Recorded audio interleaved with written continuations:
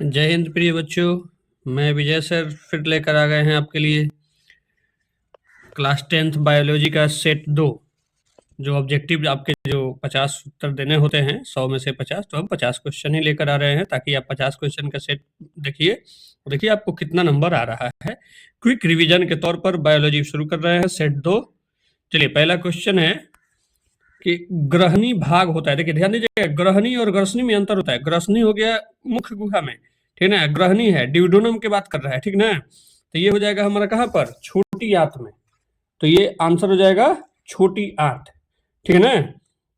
मतलब छोटी आंत का ये सबसे ऊपरी भाग यानी पहला भाग भी हम लोग कह सकते हैं ग्रहणी होता है। ड्यूडेनम इंग्लिश में कहते हैं उसको, ठीक है। चलिए आगे, एस्टोमेटा के खुलने और बंद होने की क्रिया को नियंत्रित करता है, ठीक है ना। देखिए एस्टोमेटा का बात कर रहे हैं ना, ये द्वार कोशिका होता है। रंध्र खुलता है यानी छिद्र खुलता है, बंद होता है, ठीक है ना। ये क्रिया को क्या कहता है, वो रंध्र कोशिका यानी द्वार कोशिका जो है वो कंट्रोल करता है। तो इसका आंसर हो जाएगा द्वार कोशिका, ठीक है। चलिए आगे, निम्न में से सबसे तेज हृदय धड़कन किसका होता है, यूरेनियम। अच्छा ये ऑप्शन गलत है, नेक्स्ट क्वेश्चन देख लीजिए जरा सा। सेम क्वेश्चन है, निम्न में से सबसे तेज धड़कन किसका होता है। तो देखिए सबसे तेज धड़कन की अगर बात किया जाएगा ना, तो ध्यान दीजिएगा जो सबसे छोटा जीव है यहाँ देखिए, तो सब लोग में सबसे छोटा कौन है, चूहा है। चूहा मालूम है 1 मिनट में कितना बीट पर मिनट, लगभग 330 से 550 बीट प्रति मिनट ये धड़कता है, इसका सांस लेता है। मतलब हम लोग जैसे 1 मिनट में 72 बार लेते हैं ना, तो 1 मिनट में ये 330 से 550 बार ले लेता है। अगर हाथी का बात किया जाएगा तो हाथी खूब करता है तो 27 से 30 बीट। हाथी कितना है, 27 से 30 बीट। हवेल का अगर बात किया जाएगा तो हवेल जो है वो 2 से 25, ठीक है ना। आदमी तो 72 बार समझ ही रहे हैं, ठीक ना। चलिए आगे बढ़ते हैं, आंसर इसका चूहा हो जाएगा, सबसे तेज धड़कता है।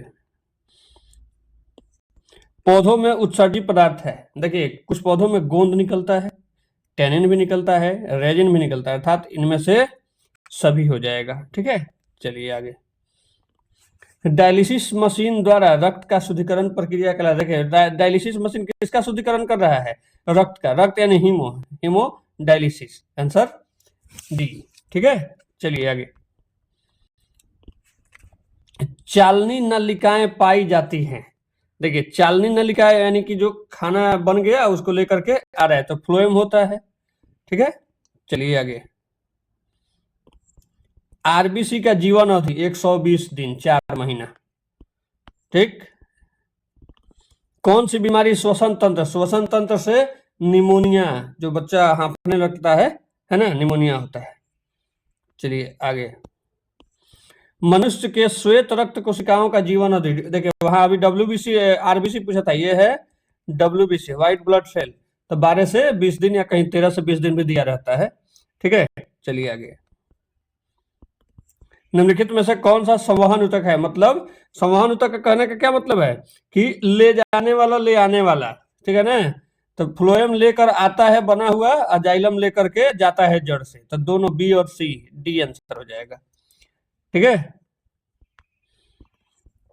स्रावित होने वाले हार्मोन का समय और मात्रा किस क्रिया विधि द्वारा नियंत्रित किया जाता है। तो ध्यान दीजिएगा, ये पुनर्भरण जो है ना, मतलब कितना निकलना चाहिए और आगे है तो उसका कंट्रोल करो, ये सब काम पुनर्भरण क्रिया कहलाता है, रीजनरेशन, ठीक है ना।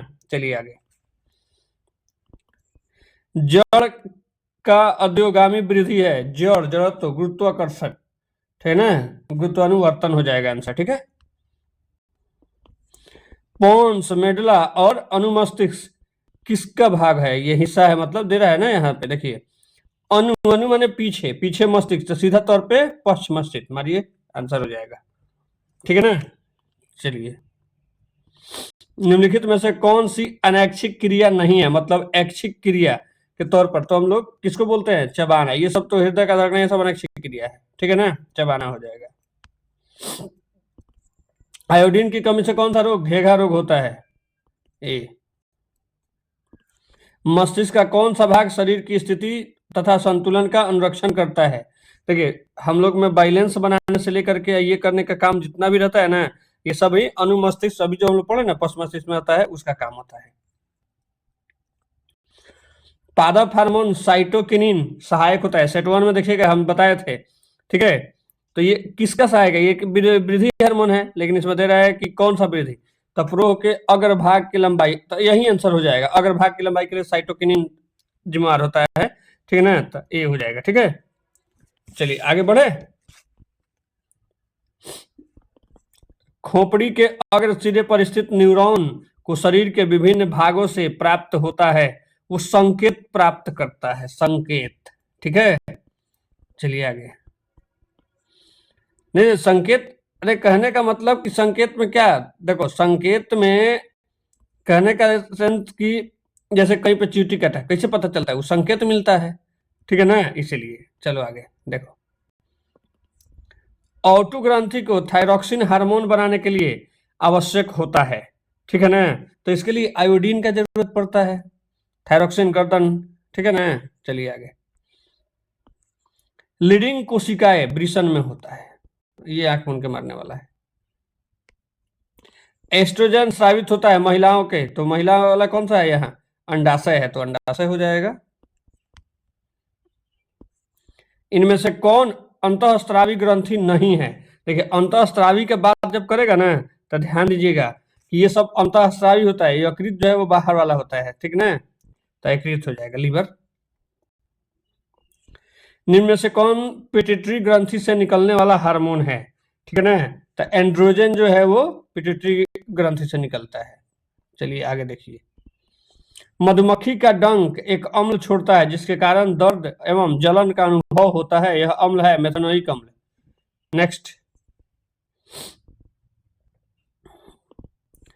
तंत्रिका तंत्र की रचनात्मक और क्रियात्मक इकाई न्यूरॉन कहलाता है, ठीक है ना। नेफ्रॉन किडनी से संबंधित होता है, सेरिब्रम मस्तिष्क से। चलिए आगे। मनुष्य में प्रमुख उत्सर्जी अंग वृक्क होता है। अमीबा अपना भोजन किसके द्वारा? वो कूटपात से पकड़ता है, ठीक है। चलिए आगे देखिए। निम्नांकित में से कौन सा मलेरिया परजीवी है? प्लाज्मोडियम। ये एक एक बार में बताने वाला है। कार्बोहाइड्रेट, प्रोटीन, वसा के पूर्ण पाचन का स्थल निम्नलिखित में से कौन सा है? देखिए कार्बोहाइड्रेट, प्रोटीन और वसा का पूर्ण पाचन कहाँ होता है? छोटी आंत में, क्षुद्रांत में, ठीक है ना, याद रखिएगा। खुला परिसंचरण तंत्र मनुष्य, घोड़ा नहीं होता है, कॉकरोच में होता है, तो मार दीजिए, यही हो जाएगा, ठीक है। हमारे शरीर में कौन सा हार्मोन कार्बोहाइड्रेट, प्रोटीन तथा वसा के उपापचय का नियंत्रण करता है? देखिए शरीर का ये तो मैक्सिमम चीज हो गया, अगर इसमें शर्करा होता तो इंसुलिन जाता, तो इंसुलिन तो होगा नहीं, है ना। तो हमारे शरीर का जितना भी है ये सब थायरॉक्सिन करता है, उसको लोग T4 भी कहते हैं, थायरॉक्सिन T4, ठीक है। चलिए आगे। निम्नलिखित में से कौन सा पुनरुद्वन का उदाहरण है? देखिए पुनरुद्वन मतलब कोई भी एक शरीर का छोटा पार्ट काट दीजिए तो वो फिर नया जीव बना सकता है, तो वो हाइड्रा है, ठीक है ना। चलिए आगे। जैसे छिपकली का पूंछ भी कट जाता है तो वो क्या करता है? अपना फिर से बना लेता है। रक्त का लाल रंग निम्नांकित में से किस प्रोटीन की उपस्थिति के कारण होता है? तो हेमोग्लोबिन के कारण होता है। चलिए आगे देखिए। क्लोरोफिल वर्णक का रंग होता है हरा होता है। चलिए आगे देखिए।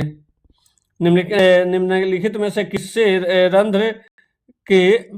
रंध्र के छिद्र घिरे होते हैं? तो देखिए गार्ड है ना दिया हुआ, द्वार यानी गार्ड। चलिए गार्ड कोशिका। कौन सी गैस श्वसन क्रिया में मुक्त होता है? Carbon dioxide. मूत्र का पीला रंग किस वर्णक के कारण? यूरोक्रोम के कारण होता है, ठीक है ना। 1 जूल बराबर कितना कैलोरी? 0.23 ए। प्रकाश संश्लेषण में ऑक्सीजन का मूल स्रोत क्या है? जल से। जल लेने जैसे जाता है ना, तो प्रकाश संश्लेषण में वो क्या करता है? ऑक्सीजन अपना लेता है, स्रोत बनाता है उसी का। चलिए बाहरी वातावरण से कोशिका में ऑक्सीजन का स्थानांतरण और कार्बन डाइऑक्साइड को हटाने की प्रक्रिया। देखिए ये हटाने की प्रक्रिया अंदर, यानी सांस लेना ऑक्सीजन अंदर, ऑक्सीजन हटा रहे, तो अंदर यानी अंतः श्वसन, ठीक ना, ध्यान रखिएगा इस चीज को। चलिए आगे, हृदय में रक्त प्रवाह होता है, तो ध्यान दीजिएगा, हृदय की जब बात आए तो क्या कर रहा है, बाएं एलिन से बाएं निलय में, हाँ होता है, दाएं एलिन से दाएं निलय में होता है, दाएं एलिन से नहीं, ये नहीं होता है, तो ए और बी, डी ऑप्शन, ठीक है।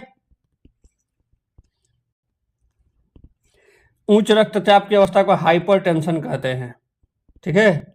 चलिए आगे, कौन सा रक्त समूह यूनिवर्सल डोनर किसी को दे सकता है ब्लड, ओ किसी से ले सकता है, ये हो जाएगा ए बी, ठीक ना। चलिए